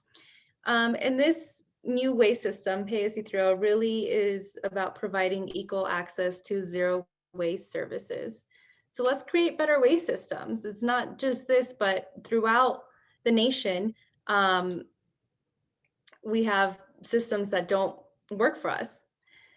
In addition to creating better systems, you need to care about people. So everyone is affected by these problems. Remember the water cycle examples, like microplastics and dioxins, like the water doesn't care what race you are, it will go where it needs to go. Same with water. And they have pollutant contaminants within them.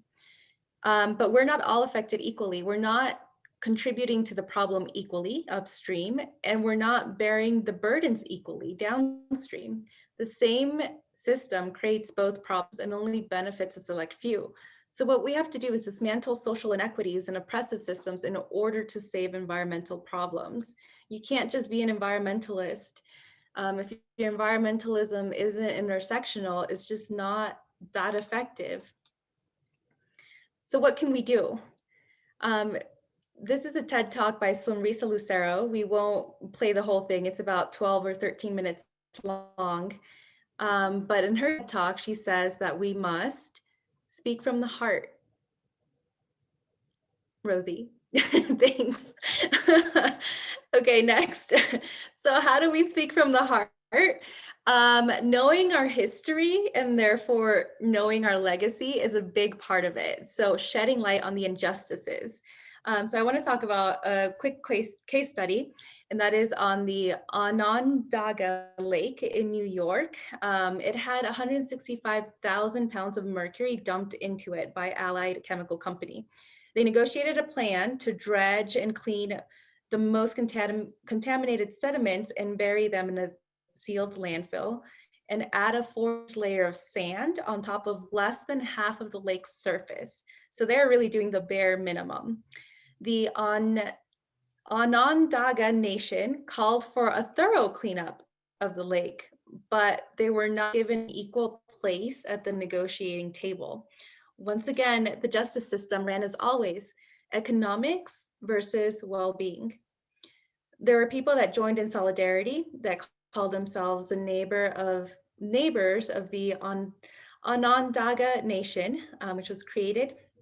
But in 2010, 11 years ago, the federal court ruled the case to be dismissed. So justice for who? In order to speak up from the heart, we should also be aware of what others are doing and really analyze what the white environmentalist movement is. Is it really solar panels and electric vehicles and recycling zero waste? We should also know what people of color are doing, the reuse and repair culture that we should not look down upon. Gardening and composting is also big, and even collecting bottles, as we saw, collecting bottles from bills, as we saw in the short video that we just saw.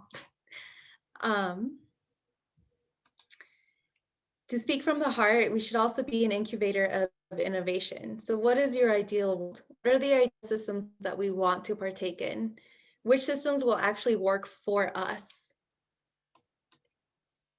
And we must adopt a new language, one where we speak from the heart.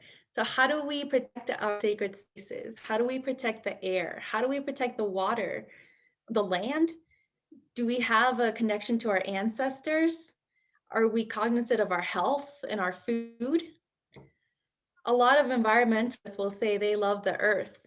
So explore your relationship with it and ask yourself, does the earth love you back? It's easier for gardeners to say, yes, the earth loves me back because of the abundance the earth provides them with. Also joining common causes, things like homelessness or the right to vote. Only citizens can initiate ballot measures and vote on things like sales taxes. The playing field is not level. And justice, there are still kids in cages from ICE raids in 2019 when they were torn from their families who came into this country illegally. Again, ask yourself, justice for who?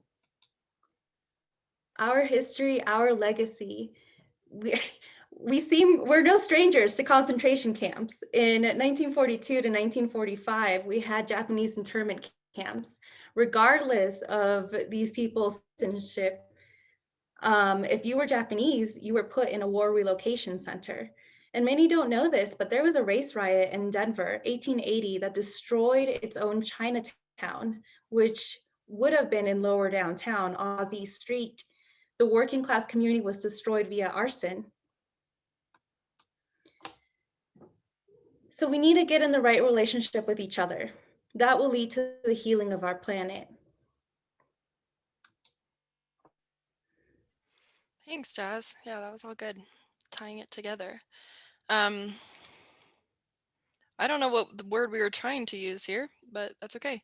So we're about to use, we're about to do our last calls to action, but we wanted to, based on, is probably what we meant. So we wanted to pause for a moment and invite you to interact in the chat box. I feel like the chat's been a little quiet compared to normal. It's okay, like there's a lot of information to take in, but I like feeling like I interact with you because I don't get to see you.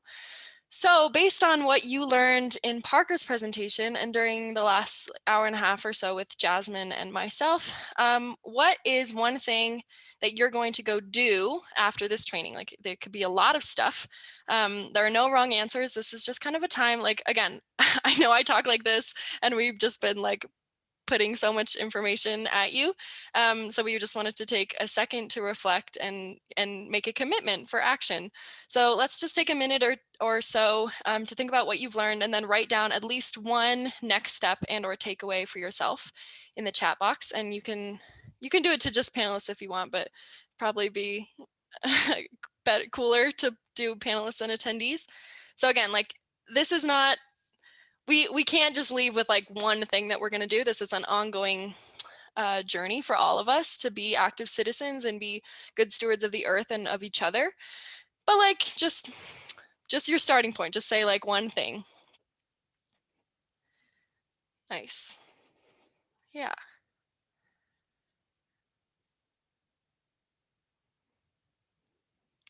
Awesome.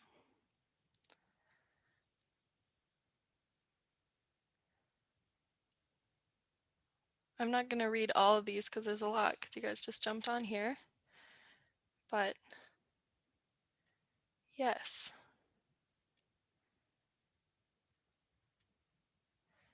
Be more intentional about providing corporate feedback. Read sacrifice zones. Yeah, that's a good one.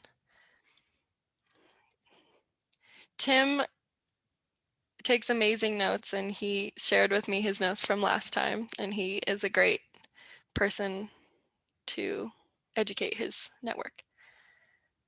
Yes, Ryan said he wants to give a shout out to HB 1162, which we will talk about. Don't you worry. Elementary Green Team. Hi, Marty. Oh, I miss you. Stop buying plastics. Stop consuming so much. Be more mindful about people's needs having to be met before they can start thinking about environmentalism. That's such a good one, Jamie. I think like there tends to be some like frustration, I think, in the environmental movement of like, oh, like I'm trying so hard and these other people don't try, and like they're apathetic about it when like we haven't considered that they are getting their needs met first, and then they can't. Thinking about that LaCroix I just drank. I didn't mean to make you feel guilty about the LaCroix, again, because it's not your fault. It's the system, man. Extended producer responsibility. Yep, we're going to talk about that. Kindergarten. Oh, hi, Kirsten. Keep trucking. Thrift stores. Okay, I could read these all day. Sorry, these are all amazing. Thanks for engaging, you guys. Yes, all of these are great. I would also, I'm gonna send out, you can't even imagine how many things I'm about to send you tomorrow morning. Like, we have a whole document that has so much stuff in it. So again, this is the beginning of your journey. We have so much more for you to do, whether it's like stuff that we send you or like doing your own. One of my favorite things to do to kind of reground myself in environmental justice is, I don't know if you've read the book Braiding Sweetgrass, but Jasmine quoted it in a few slides ago, and it's about kind of the intersection of ecology and indigenous culture and how we can become, again, stewards of the land and part of the land rather than this weird separated piece of it. You guys can keep putting your things in. I'm going to move on just so we can like have time, but like, thank you so much for thinking about that. So yeah, here's our call to action section now that you've already given yourselves calls to action. So again, remember, while we didn't individually cause these problems, we can solve them both with our own individual commitments and actions and our collective efforts for systemic solutions. So going back to what I just said about braiding sweetgrass, I hear a lot in my outreach, things like, you know, humans are cancer to Earth, or like, you know, the Earth is healing because we're all trapped inside, or, you know, that like, oh, wouldn't the Earth be better off if humans weren't on it? And while I understand the intention behind that, and like, I appreciate that you're valuing the Earth and you're seeing that we're hurting it, you know, humans just aren't the problem. And that's part of it, is that we feel really guilty and like detached. And it's like it's not a good relationship that we're fostering when we do that. You know, humans, again, indigenous humans have been caring for the Earth for a long time in a way that mutually benefits the people and the animals and the environment and its cycle and the climate. It's like, we know how. It's not inherently that we're bad. We are part of the ecosystem. We're part of the environment. We're animals. We are not inherently bad. We just made these systems. We built these systems that both poison the planet and then oppress groups of people. And that's what is causing a problem to the planet. It's not you, it's not people. The Earth wouldn't be necessarily worse without us. I mean, better without us. And I think it's really important to talk about, when we're talking about, you know, mitigating the climate crisis and, you know, climate solutions and things like that, I think that one of the big misconceptions and one of the failures of framing, again, is that like we're doing it for the planet. You know, people are like, well, I'm not a tree hugger and I don't care about the pandas or whatever. Like, it's not, the planet would be fine without us. Let's be clear. Like, the planet can like do this and then just like bring buildings to the ground, like things that have taken us years and years to build. The planet would be fine. She is resilient. And when we're talking about the climate crisis and solutions, we're talking about saving people. We're talking about saving ourselves. So again, if you care about people, you have to care about the environmental movement. And at the exact same time, if you care about the environment, even if it is just for like the pandas or whatever, you also have to care about people. It's the same. We're fighting for ourselves in this one. One of the call to actions that I would like you all to leave with is to stand up for one another. Support workers' rights laws. So in hauling, automated lifts should be used, no exception. I witnessed a man drive a waste truck, get out, have to physically carry these heavy trash bins onto the back of the truck, put it in there and put it back versus using an automated lift. And I could just see the wear and tear on that poor man's body. So do workers have access to physical therapy for wear and tear from automated movements, such as lifting these trash carts into the back of waste hauling trucks? That should definitely be a thing. And it doesn't just end there. Big meat industry is also one of those things. So nationwide, 60,000 workers have contracted COVID, and there have been at least 280 dead from COVID-related illness in the big meat industry. So line workers are expected to process between 35 and 45 birds a minute at chicken factories, often without time for bathroom breaks, leaving some to wear diapers. There are other folks in our society that are forced to wear diapers too, like RTD drivers. We just need more access to bathrooms. These plants are often put in vulnerable communities and target vulnerable groups like prisoners, refugees, and immigrants. And the big meat industry employs more than 175,000 immigrants who are very wary of complaining to authorities. So it's actually cheaper to run an unsafe plant and pay $3,700 for a fine than to provide a safe work environment. Workers don't receive medical benefits and are often coerced to sign waivers. OSHA is severely underfunded as well. In the US, 85% of our meat production is controlled by 4 companies, often with like a $50 billion annual profit. But again, who is the system working for? So be curious about the systems that you're a part of. Do you know where food comes from? Do you know what it took for you to get that food? That good? Where did it come from? What's a fair system in our society? What's an unfair system? And just quickly brainstorming, I think an unfair system is our healthcare system with all the medical bankruptcy that's happening, or our immigration system with the concentration camps that we still have, or our education system with the ridiculous amounts of student loans. Are there monopolies behind these systems? Who is behind these systems? Who's benefiting? Be genuinely curious about the systems that you are playing a part into. It's also important to know what's happening politically. There are a lot of things happening at the federal and state level in regards to environmental and social justice. Be in the know of the efforts that you care about. For example, with zero waste legislation, we do have legislation right now at the Colorado level on plastic pollution reduction. That's House Bill 21-1162. At the federal level, we have the Break Free from Plastic Pollution Act, HR 5845. But what about green jobs? What about green schools? What about workers' rights? In Colorado, we also have an agricultural workers' rights bill happening right now. And in case you don't live in Colorado and want to learn more about legislative efforts, specifically regarding plastic reduction, you can use this map here on the right from the Surfrider Foundation. Again, this will be one of the links included in your Beefy email, but it shows all of the plastic legislation that is happening around the country. It's also important to search for diversity in environmental movements. Organizations like Groundwork Denver and the Grow House are nonprofits working to advance environmental justice in communities of color in Colorado. Next 100 is a coalition of organizations working to get BIPOC communities outdoors.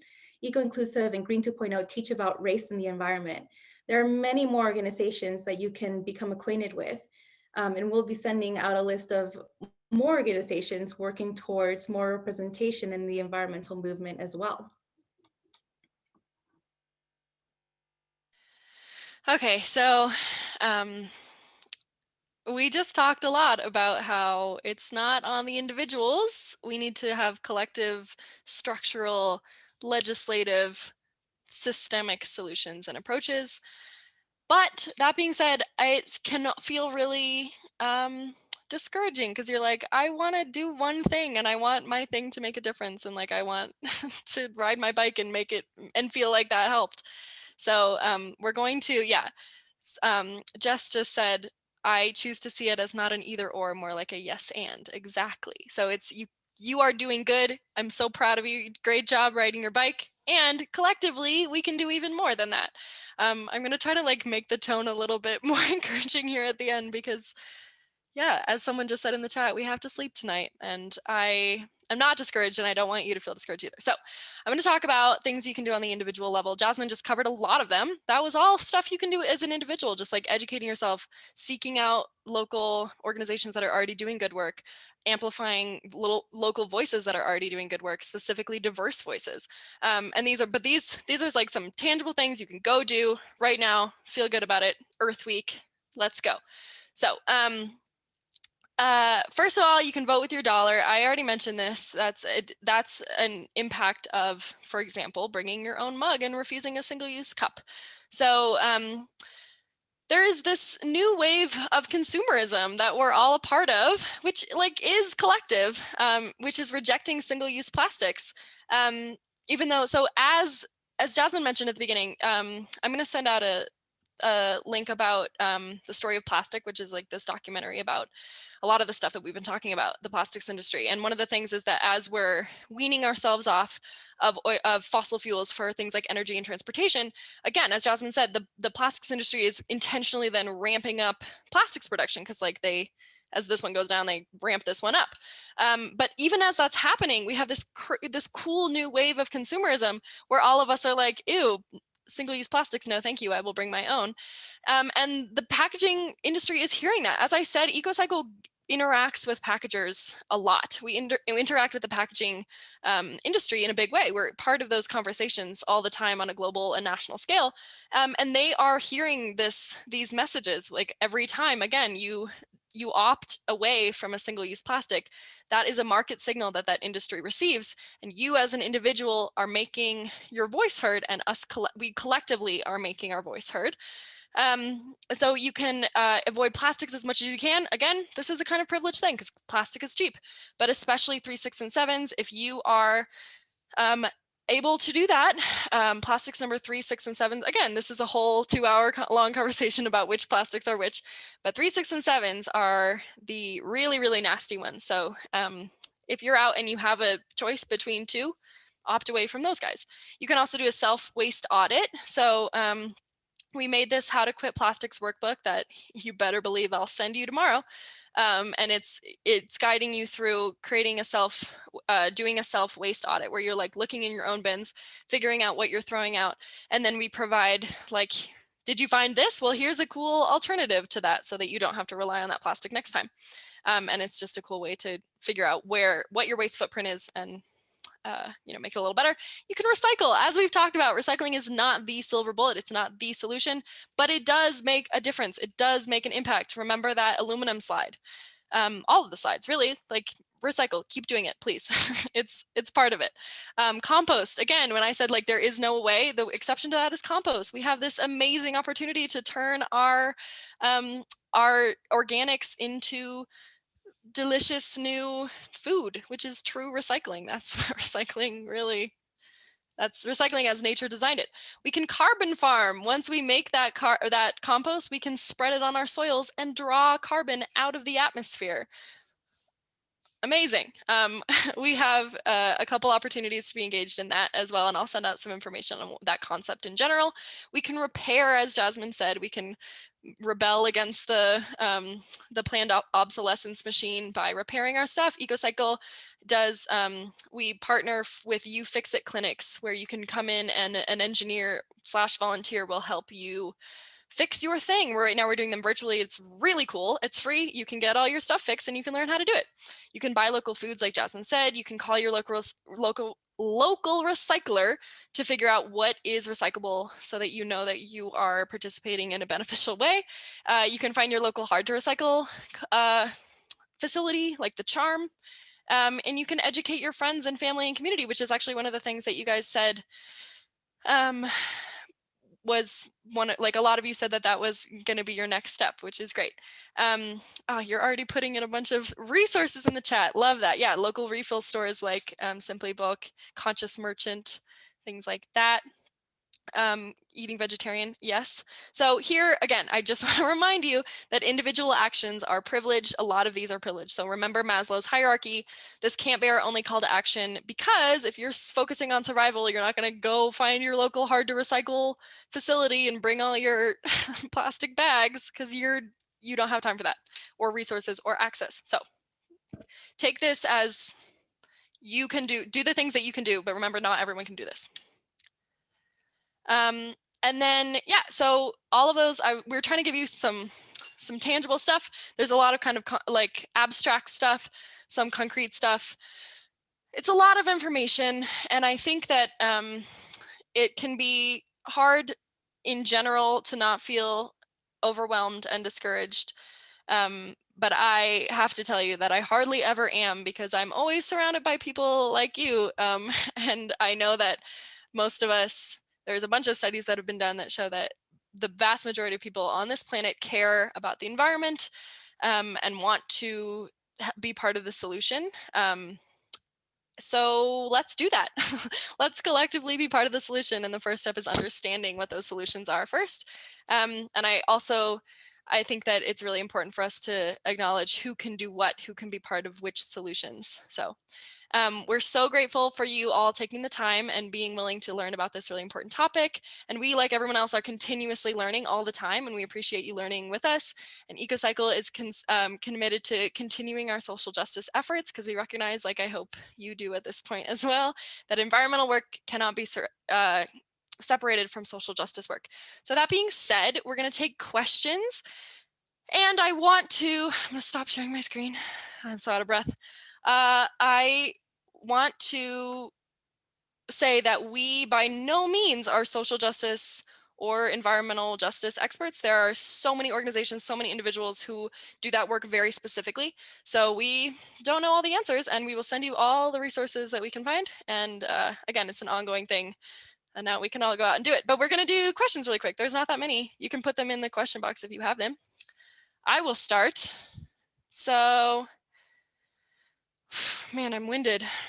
Okay, how can we tell if our aluminum products are made with recycled or virgin material? Is there a label? Yeah, so there's not only for aluminum, but for most materials, it'll say a percentage of post-consumer recycled content. So the recycling symbol itself, beware, is a greenwashing, an example of greenwashing, where it's an unregulated symbol. Anyone can put it on whatever they want. It doesn't mean that it's recyclable. But if it says 60% post-consumer recycled content, that tells you that 60% of that aluminum or plastic or paper or whatever it was came from recycled stuff rather than virgin. So with aluminum, yeah, look out for 100%, because a lot of times it will be 100%. But yeah, they'll usually put it on there if it has recycled content. Like, you know, if I buy like toilet paper or whatever, I will look for 100%, or like aluminum sheet or whatever. Wow, this is. Can you give us a little more info on those plastic waste reduction bills that are proposed and how they're doing? Jazz, do you want to take that one? I was looking at question 1, but okay. Yeah, so when we send a link, it'll let you know where it is in the process. We do plan on sending this PowerPoint as well.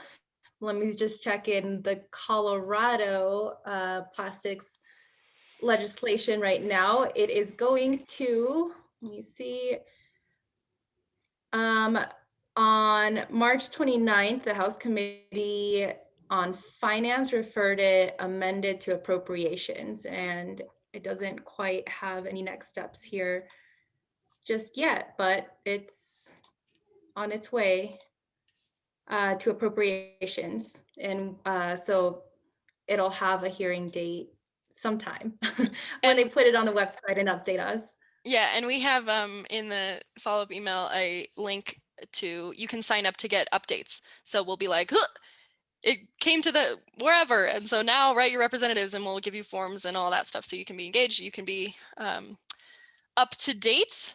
And yeah, so it's a really cool comprehensive bill about styrofoam and single-use plastic bags and all of that stuff. So we will send you more info on that. And it's really exciting. I think, like, I've been working in recycling for pretty much I'm not that old, but like my entire working career. And we've just seen this huge influx of like legislative solutions and bills and stuff in Colorado and across the country. And it's really exciting. Hi, Hannah. do you know of any efforts to halt all new aluminum, glass, and tree paper manufacturing? Would need to be a global effort. Plastics are a problem of their own, as stated. Yeah, so while there's not like, you know, a specific movement or bill or anything that's like, don't use any new resources, a big part of EPR and kind of all the proposed legislation is talking about what I just talked about, a minimum post-consumer recycled content requirement. So these bills are saying if you are whoever, plastics, paper, whatever, aluminum, glass manufacturer, you are required to use this much recycled material rather than 100% virgin. So I don't think it's less like everyone stop mining, only use recycled. The effort right now is like get this much and then make it to 100. I'll take on Sandy's question, and she says, what/where is the largest plastics manufacturing facility? I'm actually not sure about that when I try to do a quick Google search, but I think it needs more than just a quick Google search. I got that from the Story of Plastics documentary. There is Cancer Alley in the US. Rosie, what states is that located in, or what river is that? That's where all of like the plastic manufacturers are located. That in Houston, there's a lot in Houston. Well, actually, no, Houston is just fracking, correct? Or are there plastic manufacturers there too? Cancer Alley. Rosie, where's Cancer Alley? The Cancer Alley is like along the Mississippi, if I'm not mistaken. Here we go. Like Baton Rouge and New Orleans area, but a lot of it lines up again with those maps that we saw where you're not going to find, you know, Cancer Alley up in Northern California. You're going to find it over here. Rachel says, this is a side note. Oh, this is just about, okay, the National Break Free from Plastics bill, which is in committee that we're excited about. We're watching it closely. And as a side note, we will download the chat box so that you guys can like read back on all the great, like I saw you guys were sharing refill stores and other resources that we don't want to lose. So we're going to capture all that. Okay. Oh, Ryan says, any thoughts on chemical/advanced recycling to deal with plastic waste? So this is this could actually be its own 2-hour thing. That's actually a good idea. I want to do one on electronic waste, and I want to do one on maybe that. So EcoCycle has many thoughts and feelings about chemical recycling, and essentially, again, this could be a 2-hour conversation. I'm going to say a very like simplified version of maybe my opinion, but hopefully EcoCycle stands. So chemical recycling is basically like plastics to fuel. Like how can we, rather than dealing with the plastics, rather than turning off the tap, or some people say in addition to,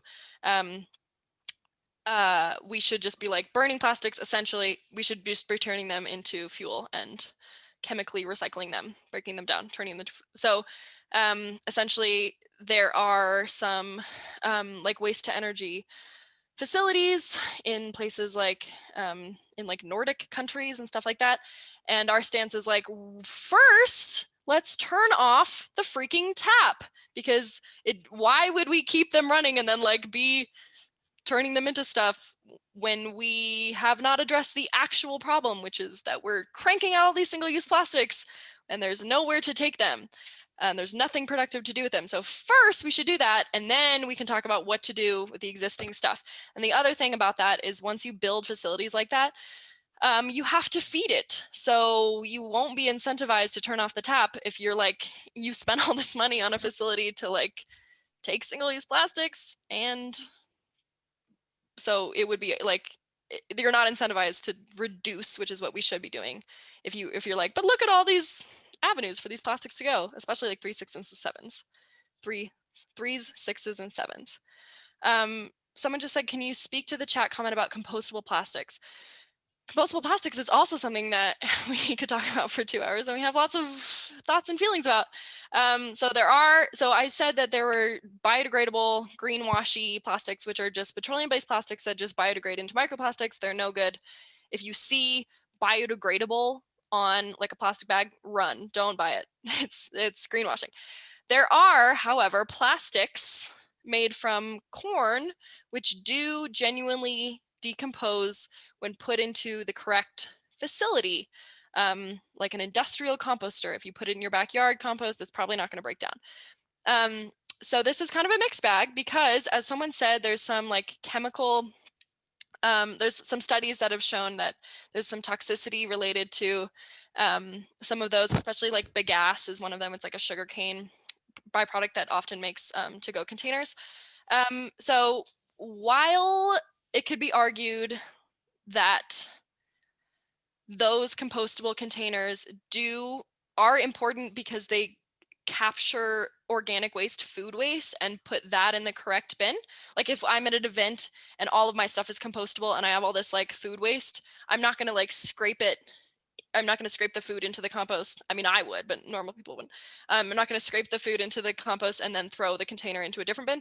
So they're arguing by making all of this stuff compostable, you can just all dump it in and then you capture more food waste, which is actually what is making a bigger difference, in going to the compost rather than the trash. But the thing is those compostables are still single use. They're still linear. We're still putting an immense amount of resources, pesticides, carbon input in order to grow and turn that corn into plastics, water, all of that stuff into a cup that we would drink out of for 2 seconds and then throw in the compost. So even if that does go into the compost, which that access to those compost bins is a huge other thing, most people don't have it and then they'll just throw it in the landfill where it won't decompose anyway.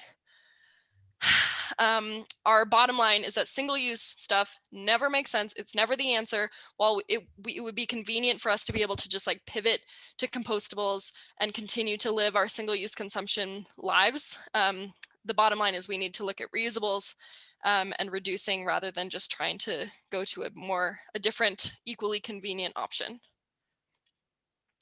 I have to cut myself up at some point. Okay. La la la la la. I see a pay-as-you-throw question.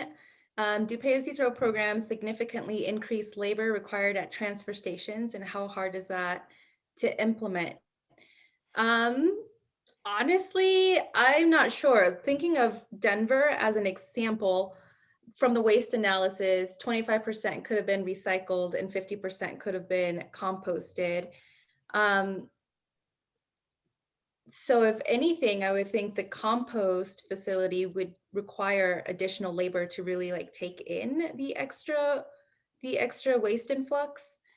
But specifically asking about transfer stations, I would think that would be more or less the same, especially for recycling, since it was just 25%. Again, I'm not sure about where you are or where you live, like what city, the infrastructure that you have, like how well built out it is, what you have available. But I think you guys are asking some hard questions. Yeah, and then Rachel said, just as a side note, that recycling in general and composting creates many more jobs than landfilling. So per ton, the statistic is that if you recycle a ton rather than put in the landfill, 9 more jobs are created. So economically, recycling makes sense, and composting. Okay, so it's 7:30, you guys. So we are done. We don't want to keep you any longer. We want you to be able to go eat dinner and go to bed. And again, we are so grateful that you were here. We're so grateful that you're willing to learn with us. I will send you, it'll just make your head spin. It'll be such a beefy email. I'm getting tired. So we love you. Thank you. So good to talk to you. We hope to see you at some point in person. Happy Earth Day. Thank you for being part of our community.